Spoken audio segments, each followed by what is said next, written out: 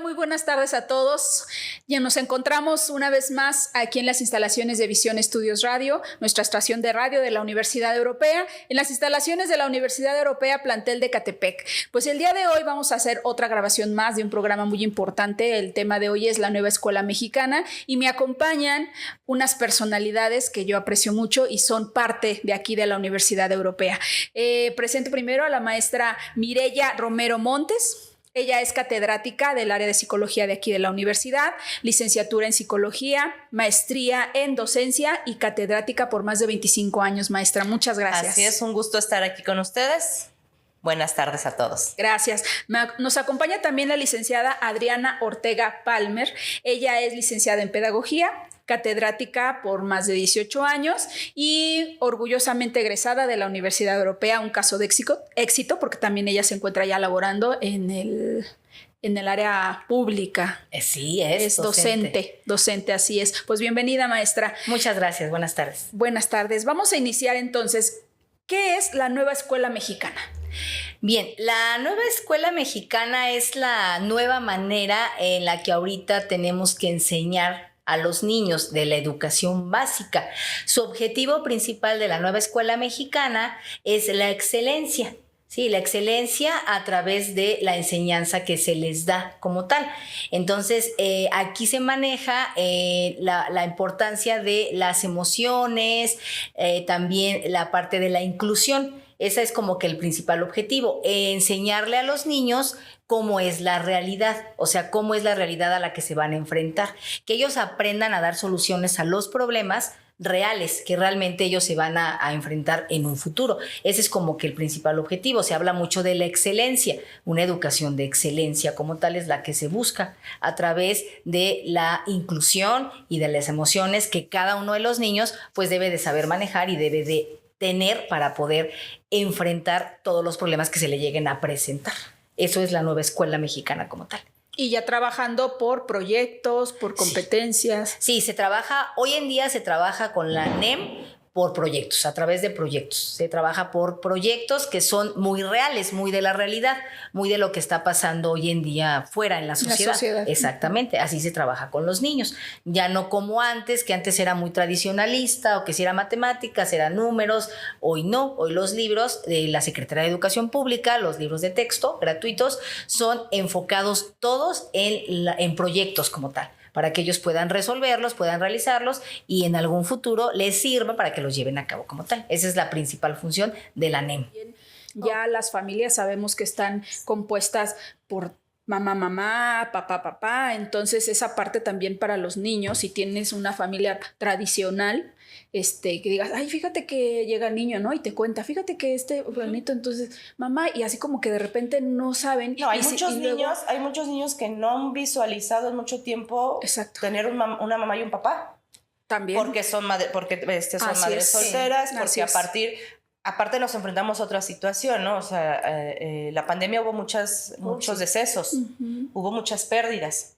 Entonces ahorita se están enfrentando yo creo que más o menos primaria, secundaria, a niños que fallecieron sus papás, que fallecieron sus mamás, que fallecieron las abuelitas que eran quienes los cuidaban. Exacto. Entonces se enfrenta al niño primero a un proceso de duelo del que no estaba acostumbrado.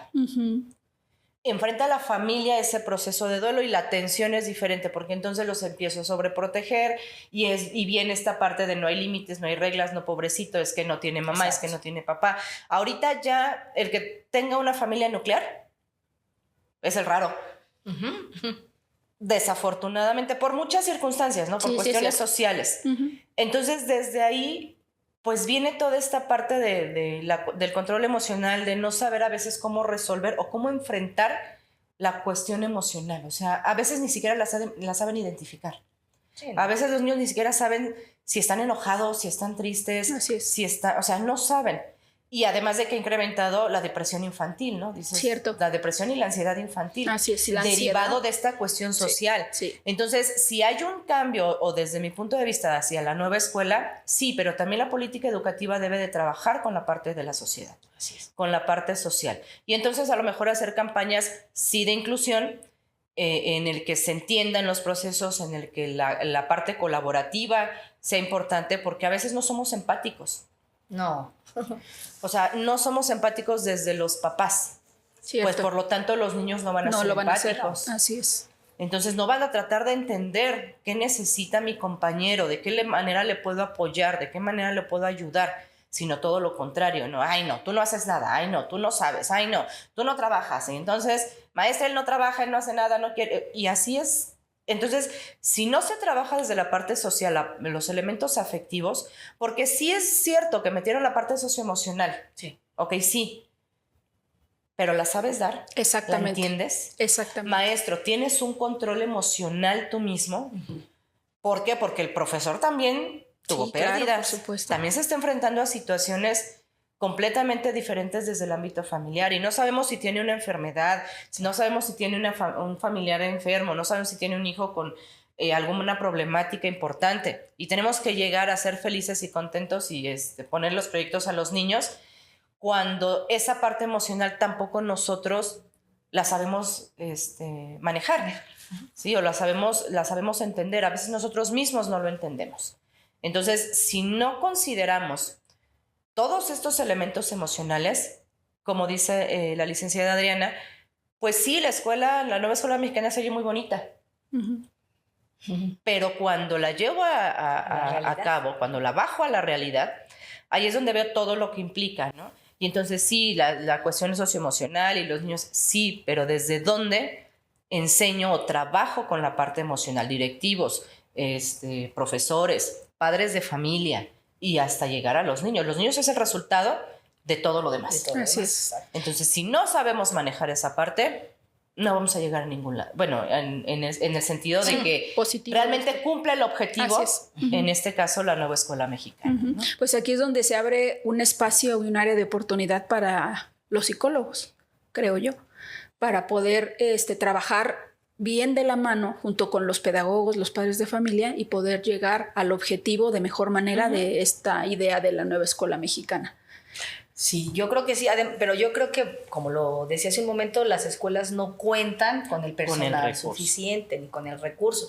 Entonces ahí, por ejemplo, los ejes articuladores de la NEM, que es la nueva escuela mexicana, son la inclusión, el pensamiento crítico, bien importante, interculturalidad crítica, igualdad de género, vida saludable, apropiación de las culturas a través de la lectura y la escritura, artes y experiencias estéticas. Entonces, todo eso incluye a la NEM, a la nueva escuela mexicana. Entonces, todo eso lo tiene que dar el maestro como tal. La educación física, sí es educación física todavía, pero el nombre correcto que viene en el libro es de lo humano a lo comunitario. Hay una parte en que la tiene que dar la maestra de educación física y otra parte la tengo que dar yo como maestra titular. Y entonces ahí estoy hablando de lo socioemocional. Yo tengo que dar la parte socioemocional, porque trabajamos, al menos en la escuela donde yo estoy, unas fichas de inclusión, de emociones, todo eso, entonces ya nos marcan, tiene que trabajar de esta fecha, estas fichas. Sí, ahí te dicen las actividades y lo hacemos con los niños, están muy padres las actividades, muy inclusivas, pero vuelvo a lo mismo. Tal vez los niños traen, como lo dijo usted, tal vez traen atrás cosas emocionales que no se han podido trabajar. Y que de alguna manera, si salen ahí, pues el maestro titular, a lo mejor no porque no pueda, sino porque por formación no... Sí, claro. O sea, ¿cómo lo atiendo, no? Claro, o sea, ¿cómo le hago? ¿Cómo le ayudo? Sí, claro. Y desafortunadamente a veces también, a lo mejor algunas escuelas, pues más de tipo privado, algo así, dices, bueno, contrato al psicólogo, ¿no? Sí, claro. Que a final de cuentas termina siendo el que lleva todas las calificaciones. O sea, a veces no se le permite precisamente dedicarse a la parte emocional porque eso implica estar ahí, estar haciendo, a lo mejor darles el tiempo necesario a los niños. Pero como no se ve lo que está haciendo, pues entonces dale el seguimiento a las calificaciones y a los reprobados los mandas llamar y los regañas y mandas llamar. O sea, sí, pero a final de cuentas el objetivo va más allá, va más a entender esa individualidad del niño, esa problemática, poderle ayudar para que se pueda incorporar a ese grupo o esa parte social. Y no es uno, son varios que se requiere atención en ese sentido. Entonces, pues bueno, también es complicado poder separar y asignar bien las funciones, porque como dice la mesa, de repente yo tengo que dar educación física y al rato tengo que dar socioemocional y al rato tengo que dar matemáticas y tengo que dar historia y tengo que dar geografía, y entonces ahí es donde de repente esa parte emocional se traduce a juegos, actividades, a colorear, pero no se ve bien el trasfondo o no se llega al objetivo como tal. Y no porque no puedan, sino porque a lo mejor no les da el tiempo, porque a lo mejor un niño necesita más atención que otro. Exacto. Y digo, y cuando existe la posibilidad de una figura de psicología dentro de la escuela, pues más bien es la tutora, la asesora y darle seguimiento. Y termina siendo la prefecta o el prefecto, más que la persona encargada de trabajar esa parte emocional con los niños. Sí. Hablábamos hace rato de la metodología. Son 4, me parece. La de los proyectos, competencias, problemas y pensamiento. ¿Es correcto? Sí. ¿Cómo se califican, maestra? ¿Cómo evalúas al niño en estos 4 elementos metodológicos dentro de la NEM? De la NEM. La manera de evaluar sigue siendo la misma. Okay. O sea, sigue siendo la misma, e incluso también eso depende mucho de cada escuela. En las escuelas particulares, no por hablar más de las escuelas particulares, pero sí creo que a veces exageran en el aprendizaje y realmente los niños no terminan aprendiendo ni la mitad de lo que ellos les quieren enseñar en el nivel primario, porque yo obviamente estuve antes de la pública en particular. ¿Qué pasa en las públicas? En las públicas obviamente te dicen, tú evalúa, al menos en la escuela donde yo estoy, yo voy a hablar de mi primaria, el director nos dice, tú evalúa como tú consideres correcto evaluar al niño, tú evalúa como los quieras evaluar. Entonces, obviamente, pues te tienes que basar en los proyectos, en el cuaderno, en las tareas, en el examen. O sea, la manera de evaluar no ha cambiado. Entonces, por ejemplo, porque nos dice el director, están hablando de la parte emocional, que quieren que los niños, pero no les puedes evaluar la parte emocional. Es que justamente esa era, ahí iba mi pregunta, porque digo, si hablábamos de algo tradicional, contestaste bien las 5 multiplicaciones, bueno, entonces tienes tus 5 puntos, ¿no? Pero en este caso, cuando ya estamos metiendo esto de las emociones y de este tipo de cosas en la NEM, ¿cómo es la evaluación? Es que no se evalúa como tal. O sea, no se evalúa como las emociones, no se evalúa como no.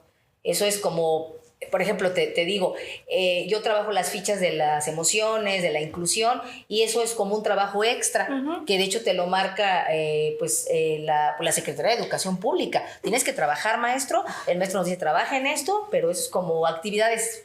Y me imagino que haces tus fichas y el niño tiene sus 5 fichas, pues tiene sus 5 puntos, ¿no? Claro, o sea, es lo mismo que... Pero volvemos a lo mismo, o sea, yo puedo hacer la ficha, pero esa parte emocional que al niño a lo mejor le impide aprender, compartir, colaborar, pues esa es la parte que no se evalúa. Y obviamente sí es difícil evaluar una emoción, ¿no? Sí, no, sí, muy complicado. O sea, definitivamente es complicado. De hecho, en teoría, pues no se tendría que evaluar una emoción. Sí, ¿no? Sí, o sea, tendríamos que ver avances, cambios, establecer objetivos y que lleguen a ese objetivo. Pero pues sí me imagino que es complicado esa parte de las... Es complicado. Y sí, yo, por ejemplo, en mi caso, yo voy viendo a los niños que detecto que tienen una situación de conducta, que es la parte emocional, por supuesto. Sí, a final de cuentas. Entonces, siempre cito a la mamá. Yo sí soy muy de preocuparme por los niños, o sea, que yo siempre cito a la mamá. Y hablo con la mamá. Entonces firma una cartita en donde dice que tiene que haber un cambio en el niño porque la mamá tiene que ayudar en su casa y yo tengo que estar pendiente aquí. Entonces eso podría ser lo que me preguntas de cómo yo voy detectando que el niño emocionalmente, porque yo tengo casos, lo voy a decir, el año pasado me tocó segundo y era un grupo súper indisciplinado. Yo llegué y estaban terribles. Entonces yo trabajé mucho con los niños, lo de las reglas, los límites. Bueno, y es que los niños terminaron bastante bien. Entonces el director me dijo, no, pues es que no sé cómo le hizo, pero al grupo lo cambió completamente. Entonces ahora me da quinto, que igual es un grupo, era súper indisciplinado. O sea que tercero y cuarto estaba sin ningún límite. Igual lo estoy cambiando y ahorita el director me acaba de decir, es que ha cambiado mucho. Yo no sé si tengo ese don de cambiar los grupos indisciplinados. Tal vez sí, porque yo manejo muchas cosas de la escuela vieja. Yo sí. Yo manejo muchas cosas de la escuela vieja y me funciona perfectamente. Sí. Y ahí está el cambio de los niños. Entonces yo voy viendo el cambio y les voy diciendo a los papás, y los papás encantados de la vida porque es una escuela pública, y normalmente en las escuelas públicas, me lo han dicho los papás, como que les vale. Así es, no tienen esa atención. Exacto, pero yo sí la tengo y mi director me lo permite. Entonces le digo, mientras mi director me lo permita, yo voy a seguir enfocándome precisamente en las emociones, en el comportamiento de los chiquitos. Entonces, es cuando me dicen, no, pues es que sí ya se vio un cambio en mi hijo, y sí, yo lo he notado. En niños que eran sumamente indisciplinados y que todo el tiempo estaban dando lata, ahora ya no. Ahora están conmigo, sentaditos, trabajando, así como que, y maestra, la quiero mucho, y maestra, qué bueno, ¿no? Que me quieras mucho porque así ya te portas mejor. Entonces, todo eso es bien importante, de verdad. Y los mismos niños van creando ese cambio. No, y ese vínculo afectivo en el sentido de o sea, un niño no necesita que le consientan todo para estar feliz. Así es. Todo lo contrario. Así es. O sea, necesitan sentir que y que les están poniendo atención. O sea, sí te voy a regañar porque hiciste algo mal, pero te estoy poniendo atención y vas a estar aquí. Ese ponerles atención emocionalmente les ayuda mucho a la autoestima. Muchísimo. Mucho. Y ahí es donde viene, o sea, y hay maestros, sí, efectivamente, pues que, ay, no, ya tienes que hacer el proyecto y casi no me molestes y vete para allá, ¿no? Sí. Entonces, esa parte o esa imagen, esa figura de autoridad, obviamente con respeto, porque también hay docentes que quieren poner mucha disciplina, pero tampoco tienen el respeto al niño, entonces no esperen que el niño tenga el respeto, ¿no? Claro. Pero esa parte es lo que a veces los niños necesitan, esa atención que a veces no se ve en las escuelas y que a veces tampoco se tiene en casa. En casa, exacto. Así es. Sí, porque en casa, digo, también la parte social ha cambiado mucho, ¿no? Entonces, a lo mejor hay necesidad de que los dos papás trabajen. Reitero, como hace rato, hay necesidad de que pues nada más está la mamá o nada más está el papá. Tiene que trabajar, el niño tiene que aprender a hacer cosas solito. No tienen esa atención y a lo mejor no porque el papá no quiera, sino porque pues la mamá tiene que ir a trabajar, ¿no? Sí, claro. Y si no tiene quien le ayude, pues ¿sabes qué, mijito? Pues solito. Te quedas solo un ratito y tú haces esto y yo hago esto. Y eso también, si encuentran en el salón de clase una persona que les ponga atención, que los escuche, que les dé, pues al menos ese mínimo de confirmación de que estás haciendo bien las cosas, o que les dé un consejo, eso les ayuda mucho emocionalmente hablando. Pero desafortunadamente, no todos los docentes tienen la disposición a escuchar a sus niños, a ponerles esa atención, pues porque tienen un montón y porque también ellos traen problemas emocionales atrás. Claro. O sea, también ellos tienen esa parte emocional que dices, ay, sí, ya me cansé, chamaco, ¿no? Desafortunadamente los hay. Entonces hay de todo tipo y si no capacitamos, si no les damos las herramientas a los docentes, pues también ellos, ¿qué hacen, no? Sí. Maestra, entonces, hablando de docentes, ¿cómo debería ser un docente según la NEM? Pues según la NEM también maneja mucho la parte de la excelencia en cuanto a, no excelencia en cuanto a la preparación, porque que también en eso están exigiendo mucho. Anteriormente podía entrar un psicólogo en un nivel primaria para hacer el examen para entrar a una escuela pública, ahora ya no.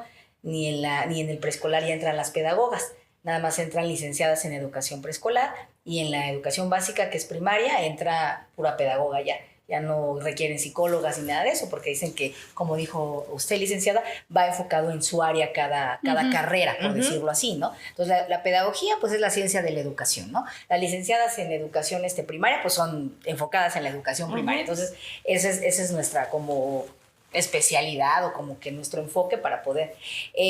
No exige como tal la NEM, como que habla mucho de la excelencia, de que el maestro debe de enseñarles a los niños esa parte de afrontar la vida, a la realidad. Un ejemplo, le digo a una niña, ¿tú qué quieres ser de grande? Y la niña me dice, veterinaria. Y yo le pregunto a la niña, ¿pero por qué quieres ser veterinaria? Porque antes, ¿qué quieres ser de grande? Veterinaria. Ah, muy bien, ¿no? O porque me gustan los animalitos. Ahora le pregunto a la niña, ¿por qué quiere ser veterinaria? Y la niña tendrá que responder correctamente, porque quiero ayudar a los animalitos, a los de la calle. Ah, ya estamos viendo un enfoque de la realidad. Ya está pensando la niña en los animales de la calle, no está pensando nada más porque voy a curar animales, voy a ayudar también a los de la calle. Entonces eso es la parte también de sus emociones, de sus valores que la niña está llevando a cabo para poder estudiar veterinaria. ¿Me explico? Sí, de la parte empática, ¿no? Hacia la parte social, hacia la parte y antes no. más de... Sí, ¿no? Antes no era Entonces eso. estamos hablando de que el docente, una de las características del docente de la NEM, según la NEM, que debería ser un docente, es empático. Empático, totalmente. Y ¿Qué más? Y yo creo que no nada más la NEM, yo creo que yo siempre lo he dicho, las personas, los seres humanos deberíamos Sí, ser claro, empáticos, claro, por supuesto, por supuesto. Pero no carecemos, no voy a decir carecemos, porque yo no, pero carecen mucho de esa parte de la empatía. ¿Qué otras características debería tener un docente? Yo creo que también podría ser la parte ay, se me fue, ¿cómo se llama cuando realmente eres apasionado de lo que haces? Tener vocación, la vocación. Ahora se maneja mucho también la parte de la vocación, de que dicen, es que los docentes deben de tener vocación, porque no nada más es de que porque gano bien me voy a ir de maestro, ¿no? Porque gano bien quiero entrar al gobierno, porque gano más o menos bien no, es porque tú tienes realmente esa vocación. Entonces se maneja mucho la vocación, la excelencia, pero en cuanto a ser empático, a poderle...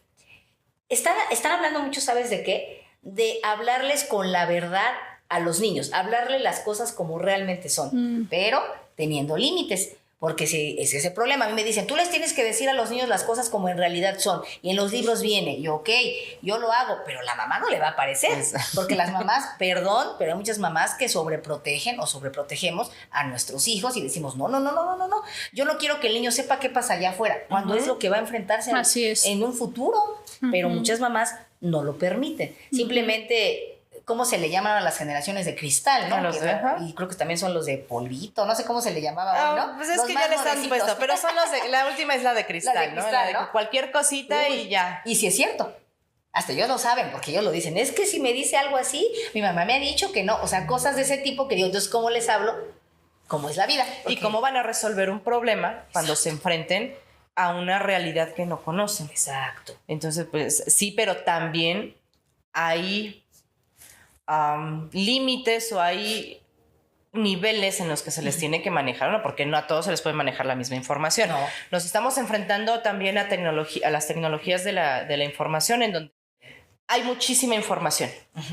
Y los niños de repente ven cada cosa que no saben entender, que no saben interpretar y que a veces los papás tampoco saben hacia dónde. Entonces, pues hay que saberlos dirigir también hacia ese tipo de información. Sí, hay que decirles, a lo mejor nos dice la nueva escuela, hay que decirles, hablarles con la verdad.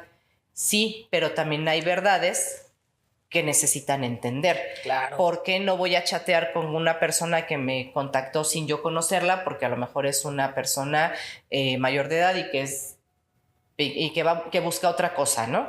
Entender que, bueno, sí, le doy al niño el teléfono, le doy redes sociales, pero la realidad es que le doy el teléfono y no me ocupo de ver qué está haciendo, qué está viendo. Es una realidad. Sí, es una realidad, pero no saben enfrentarla. Exacto. No saben enfrentarla porque el papá no trabaja con esa parte de, a ver, ¿qué estás viendo? ¿Qué estás haciendo? Sí, esto no, avísame. Esa parte de la comunicación también es esa parte en la que el niño tiene que entender su realidad, pero apoyada también por el papá y por el maestro, sí, pero el papá principalmente es el que tiene que darle esa realidad. Claro. Sí, porque a lo mejor yo no quiero que le hablen a mi hijo de, no sé, X cosa, pero lo ve en el teléfono, pero sí le da el teléfono. Así es.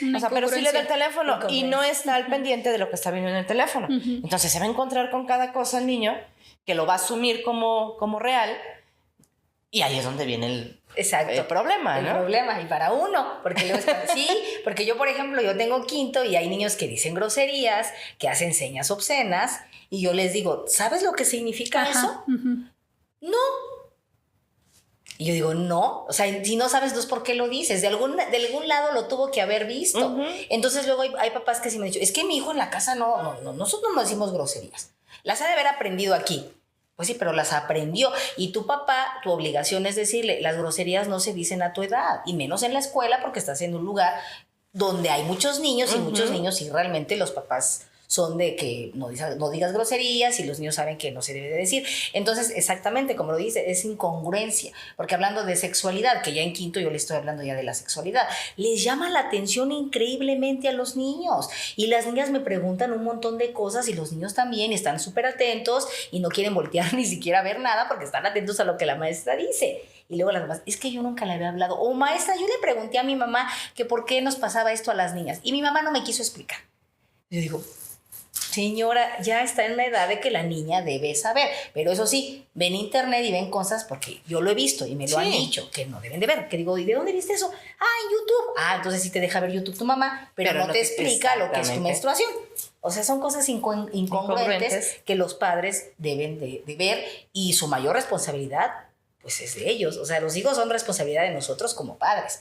El maestro nada más orienta, nada más guía, pero el papá educa, el papá desde casa enseña todo lo que es los valores, todo. Eso de la inclusión, los papás deben de hablar con ellos siempre de eso. No nosotros nada más, porque luego llegamos y ni siquiera saben qué es la inclusión, porque el papá nunca le ha pronunciado ni siquiera la palabra. Así es. Y no nada más, como dijo usted, referirse a la inclusión de todo, en cuanto a una discapacidad, en cuanto a una preferencia sexual, a todo. Entonces los papás no lo hacen. Y no lo hacen socialmente hablando, ¿no? Porque si vemos en la calle una persona con bastón, pues no le ayudamos. Exacto. Eso es inclusión. Exacto. Un papá tiene que enseñarle al niño que tiene que ayudarle, que tiene que guiarlo, que si tiene que pasar la calle, pues vamos a auxiliarlo. Eso es inclusión. Así es. ¿Sí? Así es. Nos dicen ahorita, de repente sí he llegado a ver mucho en Facebook, nos decía, de los restaurantes inclusivos, ¿no? Dejo entrar al perro. Ok, está bien. Qué bueno. Es pet friendly. Ok, está bien. Pero si llega una persona con debilidad visual, entonces, pues ponme un menú con braille, ¿no? Para que pueda pedir. Claro. Eso es otra forma de inclusión. No quiero decir que el pet friendly no sea inclusión, ¿no? Sí, no. Pero es una manera diferente. Y desde ahí la sociedad tiene que visualizar lo que es realmente la inclusión, o todo lo que implica, no nada más lo que está de moda, no nada más lo que está ahorita sonando por cuestiones de género y toda esa cuestión. O lo que me conviene y no me conviene. O lo que me conviene y no me conviene, exactamente. Sino tiene que ver con todos los aspectos, en este caso un elemento integral del ser humano. O sea, si vas a ayudar al perrito, sí, y te llevas al perrito de la calle y es un contexto y sé empático con el perrito, pero ves una persona con discapacidad visual y no le ayudas a cruzar la calle, ¿sí? O no lo dejas pasar con el bastón, o cosas por el estilo. Entonces ahí es donde de repente esa incongruencia nos pega a los maestros, a los papás, y la cuestión emocional del niño, porque el niño entonces no entiende. Claro. Así es, en la escuela me están diciendo esto y mis papás se comportan de otra manera, claro, porque las acciones hablan más que lo que le dicen. Entonces, si está viendo el niño que los papás se están comportando de cierta manera y en la escuela le están orientando y diciendo otra de esto de la inclusión, de la empatía y tipo de temas, entonces ahí es donde justamente, como bien dice usted, el niño no sabe ni qué onda, ¿no? Entonces entiendo que efectivamente la sociedad como tal, y hablando de padres y el entorno fuera de la escuela del niño, juega un papel súper importante y más que otros tiempos, también por todos los cambios que ha vivido la sociedad y cómo la verdad está en la actualidad pasando tantas cosas que pues no se imaginaba uno que en nuestros tiempos los cambios sociales están siendo más rápidos que la adaptación del ser humano, de la persona a esos cambios. Sí, los cambios se están dando muchísimo más rápido que la capacidad de adaptación que estamos teniendo como personas. Ese es una de las grandes, y que a final de cuentas tenemos que enfrentarla. Claro. Pero bueno, desde este enfoque de la cuestión escuela, pues bueno, genera bastantes conflictos, ¿no? Muchos conflictos. Y también ha habido muchos cambios que también hay que saberse adaptar, ¿no? Tanto como maestros como también padres de familia, porque mis hijas ya son universitarias, pero cuando estaban en la primaria sí era diferente a como ahorita se está manejando. Digo, sí era diferente, o sea, y no han pasado tantos años. O sea, ahora imagínense cuando estábamos nosotras, o sea, era otra cosa. O sea, entonces, muchos papás, yo tengo papás muy grandes, o sea, de 60 años con niños de 10 años. ¿Cómo crees? Sí, entonces yo digo, esos papás pues son tradicionalistas totalmente, entonces les cuesta un buen de trabajo acoplarse a lo que ahorita se les está enseñando a los chiquitos. Y entonces luego a veces, maestro, es que ¿cómo le hago? ¿Cómo le digo? Y así como que, bueno, señora, pues tenemos que ver la manera para que el niño lo sepa bien, porque es lo que va a vivir. Entonces es complicado, porque si hay papás, yo tengo papás como 2, 3 parejas de padres que sí ya son de 60 años, o sea, tuvo al niño a los 50 años. Entonces digo, imagínate, tener un niño a los 50 años, pues ya, o sea, para mí ya es otra cosa, porque ya los niños están chiquitos y el señor ya es una persona de tercera edad. Es como su abuelito, entonces ese es el problema. Entonces hay que ver hasta dónde. Y por ejemplo, mencionabas que tienes grupo de quinto. De quinto. Estos niños, pues obviamente tuvieron la escuela tradicional. No, pero fueron niños pandemia. Ah, ok. Entonces no hay así, no detectas tú una complejidad o que se les haga difícil este nuevo trabajar por proyectos y cosas así como no lo hacían antes, o... No se les hace difícil. Afortunadamente los niños se acoplan a todo y muy rápido. Esa es la ventaja de ser niños, se acoplan muy rápido a todo. Lo que yo sí veo complicado es que como fueron niños pandemia, muchos de ahí, pues 2 años estuvieron en pandemia, eso es lo que les está costando trabajo. Lo que yo más veo, la problemática más grande que yo veo en mis alumnos ahorita y en toda la escuela en general donde yo estoy, la convivencia. La parte de convivir, de ser empáticos, de los valores, de las reglas, porque eso en pandemia pues no lo manejaban. Sí. Entonces ahorita entran a la escuela y así como que no saben convivir, realmente no saben convivir. Y siempre estoy yo, deben de aprender a convivir, yo tengo una niña que tiene una situación especial, el enanismo, entonces pues los niños yo veo que como que luego no le hacen mucho caso, ¿no? Como que no, tienen que ayudar a su compañera, si están viendo que no puede subir, ayúdenla a que suba, por favor. Y ya como que lo están aprendiendo, pero sí les cuesta muchísimo, muchísimo convivir, demasiado. O sea, es algo, a mí me sorprende. Digo, no saben convivir. No saben convivir. Porque llegó un momento en que dejaron de hacerlo, o sea, dejaron de convivir y cuando regresan, pues no saben cómo hacerlo. Dicen, ahora, ¿cómo le hago, no? Claro. Pero eso también afecta, ¿no? Por ejemplo, si un niño de preescolar que hizo su preescolar en pandemia, el solito, en línea y todo, entonces ahorita ya entra a la primaria y estamos hablando de que la escuela mexicana es de inclusión, de empatía y todo eso, entonces pues ahí hay un trabajo también difícil, ¿no? Muy porque difícil. El niño no pasó por esa parte en donde juegas, en donde convives, en donde aprendes de otra manera exactamente lo que ahorita te tienes que hacer. Que a final de cuentas sería el objetivo del preescolar, ¿no? La parte de la convivencia. La socialización, claro, totalmente. Entonces sí es complicado. Sí es complicado porque a muchos niños les tocó eso y ahorita están en primaria y les está costando mucho trabajo. Entonces sí es muy complicado. Yo creo que la sociedad hoy en día es complicada. Ha habido muchos cambios que yo no digo que todo sea malo, hay cosas muy buenas, hay cosas que digo que padre, que están siendo vistas desde ese punto, pero también hay cosas que yo siento que no van, o sea, que digo, no, porque yo cuando estuve en universidad, bueno, usted lo debe saber, hay, no sé, futuros maestros que no les interesa esa parte de la educación, no ven la importancia de lo que es realmente la educación. Entonces yo digo, ¿cómo van a ser futuros maestros ustedes que no les interesa esa parte de la educación? ¿Cómo van a ser los futuros médicos si no les interesa esa parte de la salud o el bienestar del paciente? O sea, a eso me refiero yo, porque ahora hay más cosas por las cuales los jóvenes se preocupan, ¿no? Como que ven otras cosas y no, pues ya mejor no estudio, ya mejor soy youtuber o soy otra cosa y gano muchísimo más dinero, entonces ya lo ven desde otro tema. Cuando yo era niña, yo todavía recuerdo, yo siempre quise estudiar una carrera, porque yo decía en ese entonces, quiero tener dinero, porque yo sabía que un profesionista se veía así, ¿no? Sí. Iba a tener dinero, se iba a vivir bien, no rico, pero iba a vivir bastante bien. Ahora ya es otra cosa, un profesionista a veces no gana lo que debe de ganar. Sin embargo, los conocimientos son los que realmente, para mí, valen. Entonces yo como le digo a mis alumnos, yo lo que quiero es que ustedes aprendan, que aprendan algo, pero lo aprendan y lo enfrenten. Es lo que quiero. Con que sean 5, pero que lo hagan. Pero si no, imagínate, ¿no? O sea, son 30 niños y de esos 30... 28, 29 no tienen límites, pues entonces ¿cómo le vamos? Justamente esa es una de las ventajas, ¿no? De la nueva escuela mexicana.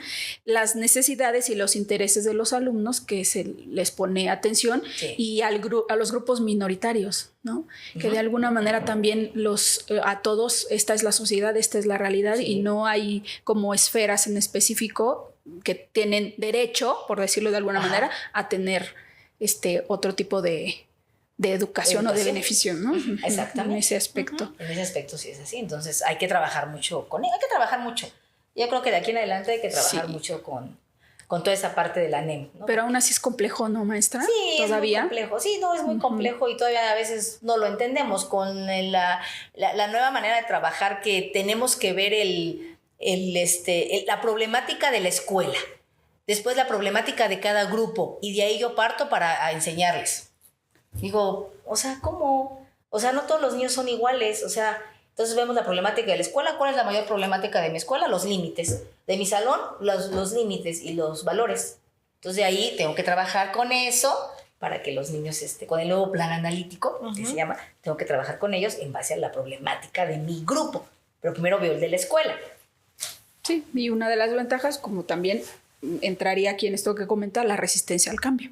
Así es. Con toda esta situación que tiene que poner uno un granito de arena más, que el papá tiene que entender que también tiene, claro, quiera o no era así como antes, que bueno, yo me voy a trabajar, ya hiciste todas las multiplicaciones, que bueno, y ya, ¿no? Entonces ahorita ya sí es enfocarlos y adentrarlos en una realidad. Sí, porque ¿por qué se analiza todo esto? Porque en todas las escuelas es un diferente ámbito. No es lo mismo una escuela de Nesa a una escuela de Catepec, a una escuela que está en la colonia Roma. Aunque sean públicas las tres, el ambiente es distinto, el ámbito es diferente, la gente es diferente, las creencias, los valores, todo. Entonces de ahí, por eso están trabajando en esto, estamos trabajando en esto. Pero el mismo director nos dice, o los supervisores, todavía nosotros no lo entendemos bien, ¿cómo lo vamos a aplicar? Así es. Eso es con el tiempo, eso es cuando pase años, o sea, ya a lo mejor se podrá... Y la evaluación y el seguimiento, ¿no? Porque usted maneja nos comenta cómo lo maneja usted. Sí. Pero usted. Sí. O sea, no sabemos todos los demás. Ajá. Sí, claro. O sea, y es de donde trae la vocación y el interés y lo que es usted como persona para poder llevar de mejor manera esta nueva escuela mexicana. Pero hay maestros que la realidad es que no. Sí, no, la verdad hay maestros que sí dices, híjole, no sé por qué estás aquí, pero digo, pues ahora sí que uno no es quien para juzgar, pero sí, sí, hay que tener vocación. Para ser maestro, para mí, lo principal es tener vocación, ¿sí, no? Porque como lo dijo usted, o sea, estar con 30 niños diferentes, y de esos 30 a lo mejor la mitad son groseros, a lo mejor unos, o sea, es complicado. Y tú llevas todo ese cargo, o sea, en tu persona. Maestra, mire, ¿ya qué sugiere usted como psicóloga para que pudiéramos, pues todos realmente hacer lo que nos corresponde y colaborar para que se logren los objetivos de la nueva escuela mexicana?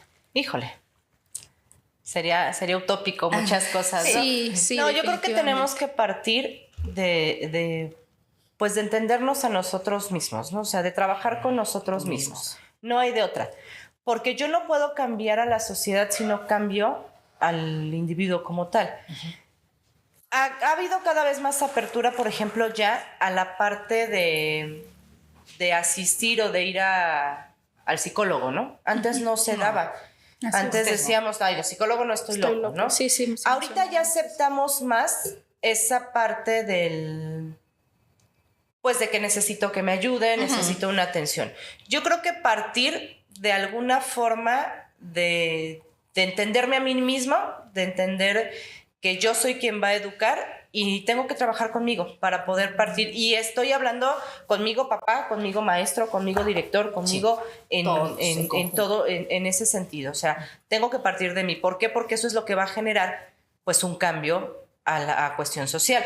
Porque la parte de la política pública o las propuestas me puede decir, vamos a hacer esto, sí, pero si yo no parto de mí mismo, pues no se van a dar esos cambios tan efectivamente como yo quiero. Entonces necesito partir, como la maestra dice, tener vocación desde mi grupo, desde mis alumnos, desde mis papás, para entonces irlo ampliando. Y una cosa rápido, que los papás también ayuden, que los papás también se comprometan, porque la verdad muchas veces muchos papás no lo hacen. Entonces el trabajo, y bueno, todos los que nos están escuchando, seguramente hay muchos papás, pues el trabajo no nada más es del maestro, el trabajo es de los papás, la educación tripartita. Padres, maestros y alumnos. No nada más es del maestro, porque la verdad todo es el maestro. Lo malo es el maestro. Pero ¿y los papás dónde quedan? Entonces, si tienes hijos, sé responsable de ver por esos niños. Sí, precisamente por eso digo, hay que trabajar, hay que partir de uno como persona. Como persona, exacto. ¿Sí? De uno como persona para entonces poder apoyar al niño, para poder apoyar o entender la parte del docente, para poder estar presente en ese desarrollo infantil. Exacto. Porque de otra manera, digo, la parte pues del gobierno general, la educativa, la SEP, pues se plantean las cosas muy bonitas, ¿no? Pero está en uno. Pero si nosotros no lo entendemos, exacto, no vamos a avanzar. Exacto. O sea, yo creo que hay que partir de que más bien de una salud mental y una salud emocional, buscar una estabilidad, una salud emocional, para poder entonces ser parte de un desarrollo integral para el niño. Y yo creo que sería ideal también ya normalizar, o no sé si esta sea la palabra, pues el que todos asistamos a atención psicológica. Sí, y a lo mejor no de tipo individual, hay muchas que son grupales, hay muchas que son talleres, hay muchos que son, no es que voy a llegar y te voy a contar mis problemas psicólogo, no. O sea, hay muchas actividades que fortalecen la autoestima, hay muchos talleres que nos vamos hacia el autoconocimiento y esa es la parte que necesitamos ahorita. Así es. Entonces, no necesariamente es el hecho de que te voy a contar mis problemas. Pues sí, a lo mejor surge ahí, también, ¿no? Pero hay muchas cosas y esa parte de la colaboratividad o del trabajo en equipo, pues funciona ahí. Hay muchos talleres, hay muchas actividades de ese tipo que a veces decimos, ay no, qué flojera, ¿no? Pero no, ayudan mucho y compensan precisamente esa parte de no, es que no voy a ir al psicólogo porque no estoy loco y porque no tengo dinero, ¿no? Pues sí, pero hay otras actividades, hay talleres que nos ayudan, nos favorecen esa parte de autoestima y podemos partir desde ahí. Sí, hay muchas opciones. La verdad es que sí, ya en la actualidad quien no quiere buscar una superación o una mejora de uno mismo, ya es porque de plano no quieres, porque hay infinidad ya de oportunidades para eso.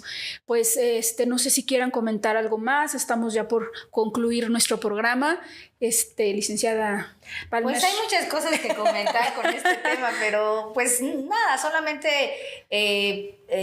aclarar y señalar que la nueva escuela mexicana no es algo malo, es algo bueno, que creo que sí, como dijo la licenciada, que si se trabaja desde uno mismo, desde la humanidad como tal, yo creo que sí podría dar muy buenos resultados y que si los niños tienen otra ideología desde pequeñitos, los enseñamos a tener esa ideología de la empatía, de identificar tus emociones, de llevarlas a cabo, de todo eso, de vivir la realidad a tu edad, por supuesto, yo creo que podría dar muy buenos resultados porque esto va a seguir avanzando y no se va a parar. Entonces yo creo que es importante señalarlo, ¿no? Y que los maestros de verdad, y no porque yo sea maestra, pero es un papel muy importante en la sociedad, porque es aquel que forma a los profesionistas. Entonces queremos profesionistas de calidad, precisamente es lo que queremos, ¿no? Porque el futuro, imagínense, ¿no? Que vamos a tener. Es lo único que yo podría decir. Muchas gracias, maestra, por habernos acompañado. Gracias a maestra ustedes. Mireya.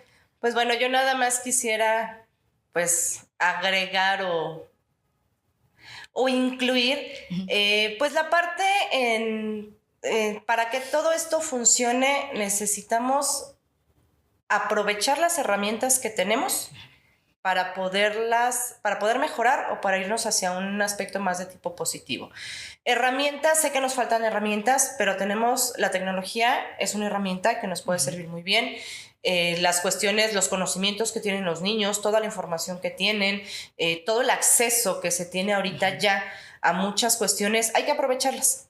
Están ahí, hay muchos programas, hay muchas escuelas, hay muchas situaciones que nos brindan las herramientas. A lo mejor no son todas, pero lo que hay lo podemos aprovechar muy bien. Así es. En ese sentido. Y pues bueno, básicamente ese es. Muchísimas gracias. Pues llegamos al término del programa del día de hoy. Yo les agradezco a todos los que estuvieron observándonos. El programa se queda en YouTube y ya próximamente va a estar también en nuestro canal de Spotify porque vamos a iniciar con podcast y aquí son nuestras invitadas de la patada de la buena suerte. Así es que muchas gracias.